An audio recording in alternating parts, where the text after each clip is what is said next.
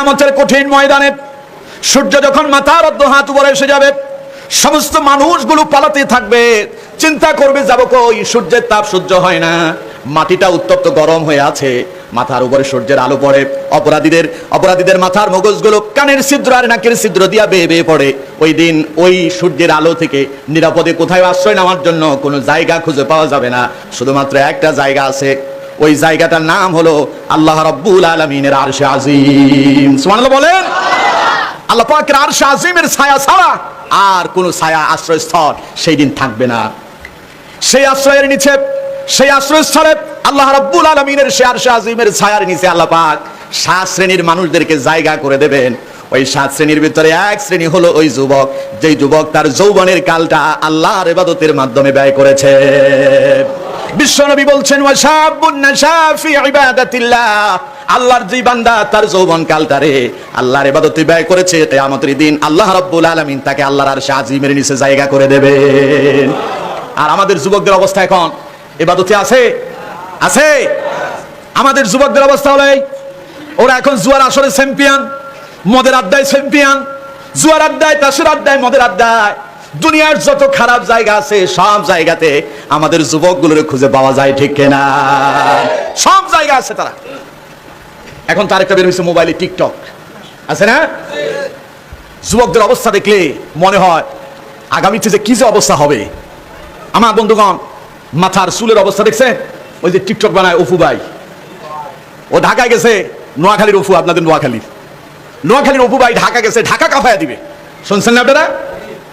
অপু ভাই ঢাকা গিয়া ঢাকা কাঁপাবে। কি আর ঢাকা কাঁপাবে, অপু ভাই নিজেই কাঁপতে কাঁপতে শেষ, তার অবস্থা খুবই খারাপ, ঠিক না? চুলের এখানে এক কালার, ওইখানে এক কালার, এক জায়গায় লাল আর এক জায়গায় হলুদ। আমার কাছে মনে হয়েছে কি জানেন, বিড়ালের লেজ আছে না, বিড়ালের লেজ দেখছেন আপনারা? বিভিন্ন কালারের হয়, বিভিন্ন রং বেরঙের থাকে। বিড়াল মাঝে মধ্যে যেখানেই বসে লেজটারে এমনি করে একটা ঘুরনি দেয়, দেয় না? কেমনে করে দেয়? একটু হাতটা দেখান তো, সবাই হাত দেখান, কেমনে করে? এই যে এমনি করে একটা ঘুরনি দেয়। ও যখন অপু ভাই তারপরে টিকটক বানালো, ওই চুলের কাঠিন করা, বিভিন্ন কালার করা, যুবকদের অবস্থা দেখে মাথাটারে যখন এমনি করে ঝাঁকি দেয়, আমার কাছে মনে হয় যেন বিড়াল এখনই লেজটা তার বাঁকা করেছে, ঠিক না? আমার যুবক বন্ধুরা, তুমি কার পেছনে ঘুরছো? তোমার এই টিকটক সারা জীবন থেকে যাবে ইউটিউবে, সারা জীবন থাকবে এই ইলেকট্রনিক মিডিয়াতে। আমার যুবক বন্ধুরা, তুমি মরে যাবে, কিন্তু তোমার এটা যতজন মানুষ দেখবে, তোমার মৃত্যুর পরে কবরে কি শান্তি হবে না অশান্তি হবে? তাহলে তুমি করছোটা কি? আমার যুবক বন্ধুরা, তোমরা দুনিয়ার জন্য পাগল হয়ে আছো, নেতার পেছনে ঘুরে বেড়াচ্ছ, নেতার জন্য স্লোগান দিতে গিয়ে তোমার নামাজের আর খবর নাই, আছে না এরকম? আমার যুবক বন্ধুগণ, তোমার মতো যুবকরা এই ইসলামকে প্রতিষ্ঠা করেছে, সুবহানাল্লাহ বলবেন না? যুবকরা ইসলামের জন্য সবচাইতে বেশি অগ্রণী ভূমিকা পালন করেছে। বিশ্বনবী বলছেন যে আমি যখন দ্বীনের দাওয়াত দেওয়া শুরু করেছি, আমাকে সবচাইতে বেশি সহযোগিতা করেছে যুবকেরা, আর আমার দ্বীনি কাজে সবচাইতে বেশি বিরোধিতা করেছিল বৃদ্ধরা। ভুল বললাম? ভুল বললাম? আমার বন্ধুগণ, এই যুবকেরা ইসলামের প্রথম যুদ্ধ, প্রথম জিহাদ নাম কি আপনাদের জানা আছে? কি কন্ত? বদর। দুই একজন কইতে পারছে, বাকিরা জানে না। কি জবাব যে দিবেন আল্লাহর কাছে আমি চিন্তা করছি আপনাদেরকে নিয়ে। আমার বন্ধুগণ, ইসলামের প্রথম যুদ্ধ বদরের যুদ্ধ সংগঠিত হলো। মুসলমানদের সংখ্যা মাত্র 313, আর প্রতিপক্ষ কাফেরদের সংখ্যা হলো 1300-এর অধিক। মুসলমানদের কাছে তেমন কোনো অস্ত্র শস্ত্র নাই। ওট আছে মাত্র 70টা, ঘোড়া আছে বাহন হিসাবে মাত্র 2টা। আমার বন্ধুগণ, অস্ত্র নাই, লোকবল নাই, ক্ষমতাও তাদের হাতে নয়। আর প্রতিপক্ষ কাফেরদের সংখ্যা হলো 1300-এর অধিক। অস্ত্র আছে, লৌহবর্ম ছিল 600, ঘোড়া ছিল 100-এর অধিক, আর ওট যে কত ছিল তার হিসাবও নাই। আমার বন্ধুগণ, 313 জন সাহাবী বদরের প্রান্তরে 1300-এর অধিকের মোকাবেলা করলেন। 14 জন সাহাবী সেই দিন শাহাদাত বরণ করেছেন। আমার বন্ধুগণ, সেই দিন বদরের প্রান্তরে কাফেরদের বিরুদ্ধে যারা মোকাবেলা করেছে, যারা রক্ত দিয়েছে, জীবন দিয়েছে, আল্লাহর রাস্তায় সংগ্রামে নেমেছিল, তারা হলো সবচাইতে অধিকাংশ ছিল যারা, তারা হলো যুবকেরা। সুবহানাল্লাহ বলবেন না? আমার যুবক বন্ধুগণ, তুমি যুবক, তুমি ইয়াবা নিয়ে ব্যস্ত। আমাদের যুবকদের অবস্থা খুবই খারাপ। ইয়াবার ভেতরে ঢুকেছে যারা মাদকাসক্ত, যারা নেশার সাথে সম্পৃক্ত, তাদের অবস্থা হলো এই, কে তার বাপ, কে তার ভাই, কে তার আত্মীয়, কে তার আপনজন, কে তার দূরের মানুষ, কারোর সেই চেনে না। চেনে না কি? বাপের বাপ বলে ডাকে না, কোথা থেকে একটা ট্যাবলেট নিয়ে আসছে, ওইটার নাম দিছে ইয়া বাবা। কারা কয়? এই যে যুবকেরা, বাপের বাপ ডাকে না আর ওইটার নাম দিছে ইয়া বাবা। এবার চিন্তা করে দেখেন তাদের অবস্থা কত নিচে নেমেছে। আমার যুবক বন্ধুগণ, ওই বদরের প্রান্তরে রাসূলুল্লাহকে সাহায্য করেছিলেন অসংখ্য যুবকেরা, বিশ্ব নবীকে সাহায্য করেছিলেন। আমার বন্ধুরা, ওই যুবক, কয়েকজন যুবকের ঘটনা তোমাদেরকে শোনাতে চাই। মাত্র 16 বছরের যুবক, নাম হচ্ছে তার উমাইর ইবনে আবি ওয়াক্কাস রাদিয়াল্লাহু তাআলা আনহু। দুইজন উমাইর শাহাদাত বরণ করেছেন, একজন উমাইর ইবনে আবি ওয়াক্কাস, আরেকজন হচ্ছেন হযরত উমাইর ইবনে হাম্মাম রাদিয়াল্লাহু তাআলা আনহু। জোরে বলুন সুবহানাল্লাহ। ওরা রক্ত দিয়ে এই ইসলামকে প্রতিষ্ঠা করেছিল। আল্লাহু আকবার। আমার বন্ধুগণ, হযরত উমাইর ইবনে আবি ওয়াক্কাস রাদিয়াল্লাহু তাআলা আনহুর ঘটনাটা বলি। বদরের জন্য বিশ্বনবী সাহাবীদেরকে তৈরি করলেন, প্রস্তুত করলেন সাহাবীদেরকে। হযরত উমাইর ইবনে আবি ওয়াক্কাস বয়স মাত্র 16 বছর। 16 বছরের যুবক রাসূলুল্লাহর সাথে জিহাদে যাবে। আমার বন্ধুগণ, তার বড় ভাই নাম হলো সাদ ইবনে আবি ওয়াক্কাস রাদিয়াল্লাহু তাআলা আনহু, প্রসিদ্ধ সাহাবী ছিলেন। হযরত সাদ ইবনে আবি ওয়াক্কাস রাদিয়াল্লাহু তাআলা আনহু তিনি বলছেন, আমি আমার ছোট ভাই উমাইর ইবনে আবি ওয়াক্কাসকে লক্ষ্য করলাম, বিশ্বনবী বদরের জন্য সাহাবীদেরকে, সৈন্যদেরকে একত্রিত করছেন, আর আমার ছোট ভাই উমাইর, তাকে দেখতে পেলাম সেই সাহাবীদের মাঝে লোকালয়ের ভেতরে লুকিয়ে পড়ছে। রাসূলুল্লাহর চক্ষুর আড়ালে থাকতে চায়, রাসূলের সামনে আসে না। তার বড় ভাই সাদ ইবনে আবি ওয়াক্কাস রাদিয়াল্লাহু তাআলা আনহু তিনি বলছেন, বিষয়টা আমার নজরে পড়েছে। আমি আমার ছোট ভাই উমাইরের এই কাণ্ডকীর্তন দেখে বড় আশ্চর্য হয়েছি, অবাক হয়েছি। চিন্তা করলাম, আমার ভাই উমাইর এমন করে কেন, তারা একটু জিজ্ঞাসা করি।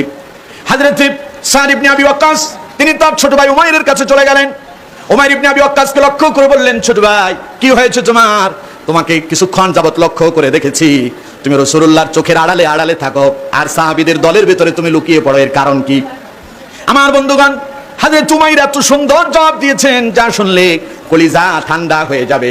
হযরত উমাইর তিনি তার বড় ভাইকে লক্ষ্য করে বলছেন, ভাই আমার, আজকে জিহাদের ময়দানে রাসূলুল্লাহ জিহাদের জন্য যেই সাহাবীদেরকে তৈরি করেছেন, ওই সাহাবীদের ভেতরে সবচাইতে স্বল্প বয়সী আমি উমাইর ছাড়া আর কেউ আছে বলে আমার মনে হয় না। আমি চিন্তা করছি, আমি যদি বিশ্বনবীর নজরে পড়ে যাই, রাসূলুল্লাহ আমাকে ডেকেই বলতে পারেন, উমাইর রে, ছোট মানুষ জিহাদে যাওয়ার দরকার নাই, তুমি ছোট মানুষ জিহাদে যাওয়ার দরকার নাই। আমার ভাই তিনি তার বড় ভাইকে লক্ষ্য করে বলছেন, ভাই আমার, আমি চিন্তা করছি, আমার মনের ভেতরে এই খায়ের জন্মিয়েছে, আমার অন্তরের ভেতরে এই তামান্না জন্মিয়েছে।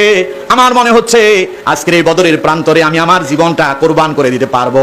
এই বদরের প্রান্তরে আমি আমার রক্ত দিয়া, আমার জীবন দিয়া, আমার শাহাদাতের বিনিময় আল্লাহ রাব্বুল আলামিন এই বদরের প্রান্তরে মুসলমানদেরকে বিজয় দান করবে। আর আসতে কোন সুবহানাল্লাহ। তোমার মতো যুবক, বয়স মাত্র 16 বছর, তার চিন্তা চেতনা কি? মরে যাবে, মনের ভিতরে মনে হচ্ছে জিহাদের ময়দান থেকে বেঁচে আসতে পারবে না, মরে যাবে।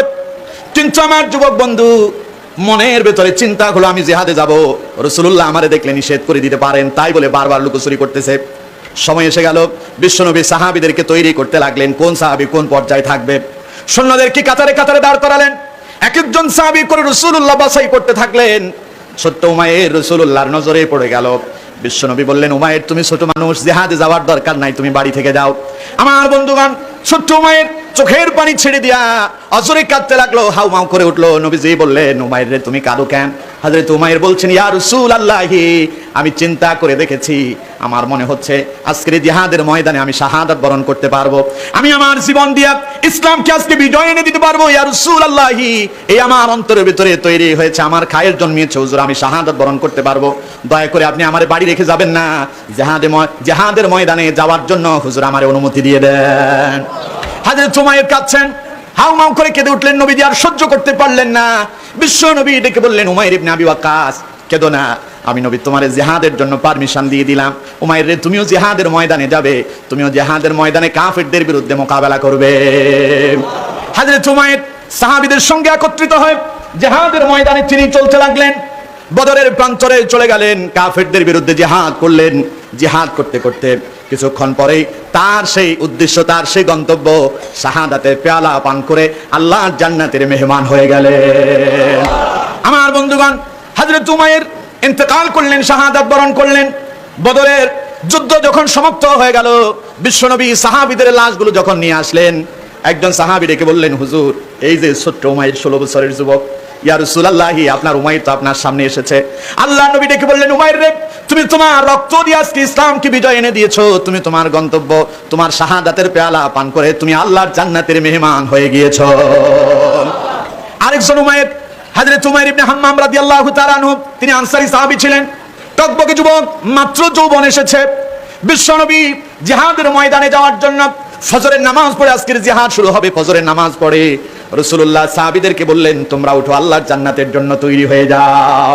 ও সাহাবীরা, আল্লাহর জান্নাতের উদ্দেশ্যে তোমরা তৈরি হও, আল্লাহর জান্নাতের উদ্দেশ্যে তোমরা আগমন হও, আল্লাহর জান্নাতের উদ্দেশ্যে তোমরা রওনা হয়ে যাও। ছোট্ট উমাইর, যুবক উমাইর, হযরত উমাইর ইবনে হাম্মাম রাদিয়াল্লাহু তাআলা আনহু রাসূলুল্লাহর কথাটা শুনে তার মুখ দিয়া বের হয়ে গেল বাহ বাহ, দুইটা শব্দ উচ্চারণ করলেন, বাহ বাহ। আল্লাহ নবী ডেকে বললেন, উমাইর রে, কেন তুমি বাহ বাহ বলেছ? হযরত উমাইর ডেকে বলছেন, ইয়া রাসূলুল্লাহ, আর কোনো উদ্দেশ্য নয়, আল্লাহর কসম দিয়া বলছি হুজুর, আপনি যে জান্নাতের কথা বলেছেন ওই জান্নাতের যাত্রী হওয়ার জন্য কথাটা আমি বলেছি। আল্লাহ নবী বললেন, ফা ইন্নাকা মিন আহলিহা, ওরে উমাইর, তুমি কি জানো আল্লাহ রাব্বুল আলামিন ওই জান্নাতটা তোমার জন্য বরাদ্দ করে রেখেছেন। আমার বন্ধুগণ, আলাপচারিতার এক পর্যায়ে যুবক মানুষ, হাতের ভিতরে একটা পোলটা ছিল, পোলটার ভিতরে খেজুর ছিল। হযরত উমাইর ইবনে হাম্মাম রাদিয়াল্লাহু তাআলা আনহু ওই পোলটার মুখটা খুলে খেজুর খেতে লাগলেন। হঠাৎ করে তিনি বিকট একটা শব্দ করে উঠলেন, চিৎকার মেরে বলে উঠলেন, এই খেজুর খেতে খেতে তো দুনিয়ার জীবনটা অনেক লম্বা হয়ে যাবে, দুনিয়ার এই জীবনটা অনেক বড় হয়ে যাবে, আল্লাহর জান্নাতে যেতে অনেক সময় লেগে যাবে। এই কথা বলে হাতের ভিতরে থাকা বাকি খেজুরগুলোরে ছুঁড়ে ফেলে দিয়া ওই জিহাদের ময়দানে তিনি দৌড়াতে লাগলেন। জিহাদের ময়দানে গিয়া হযরত উমাইর জিহাদ করতে করতে তিনিও শাহাদাত বরণ করলেন। আল্লাহর নবীর সেই ঘোষণাকৃত জান্নাত, ফা ইন্নাকা মিন আহলিহা, হযরত উমাইর সেই জান্নাতের মেহমান হয়ে গেলেন।